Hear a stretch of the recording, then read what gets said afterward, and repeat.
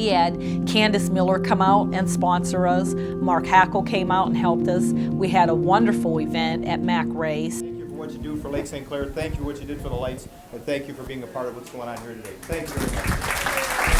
Thank you, brother. Thank you very much. Keep it up. It was exciting. I mean, just seeing the crowd, it was absolutely incredible. The amount of people that were there that had that very same passion for, what was about to be done, and obviously the lighting of that and the restoration of it. We assigned everybody different projects for it, so we all had different missions to make the event a success. There were 300 plus boats out there, not counting the charter boats that we had.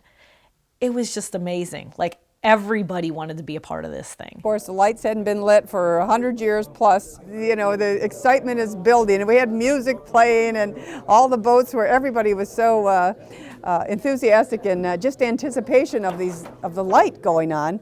The sun was just beginning to set and the colors are all over the sky and it's a little hazy, right? There was a fire boat out there splashing water all over the place, making rainbows in the background. It was breathtaking. 20-some years of beating down doors and sending mailings and looking for sponsors and getting the word out to everybody, and it was a proud moment for South Channel Lights. We were on our boat. A lot of the directors were on our boat as well, and we were going on the island.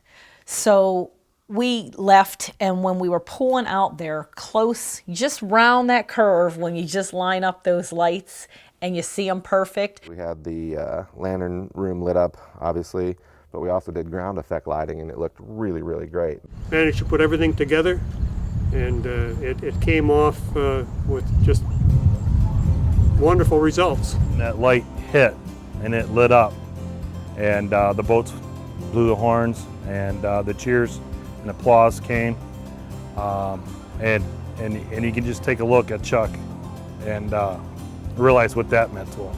And I'm going to tell you, when that light was lit and shone out there over all those boats and over the lake again, after 100 years, it was such an emotional time for everyone.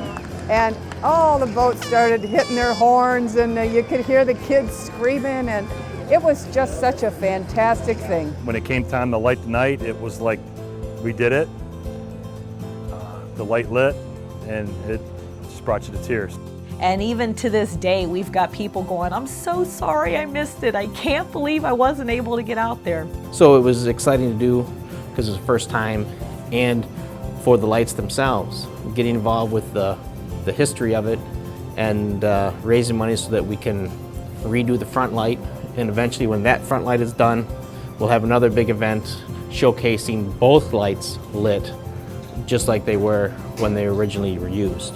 I think people recognize the value of what's going on with the Save Our Light organization, and obviously the lighthouses out there on Lake St. Clair, just by the response and the turnout for that particular purpose. They're an icon to the lake, something that stood strong in this area for centuries, and persevered, just like this community is. It's a lot of hard-working people in this community, and it's a good statue and a symbol saying that, we'll stand strong. This is something that it's generational.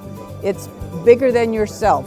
It goes on for generations, and that's what Chuck Brockman has done. You do it because you want to do it. You're not going to get money out of it. You're not going to get fame out of it. What you're going to get is, you're going to get soul out of it. You're going to build your soul.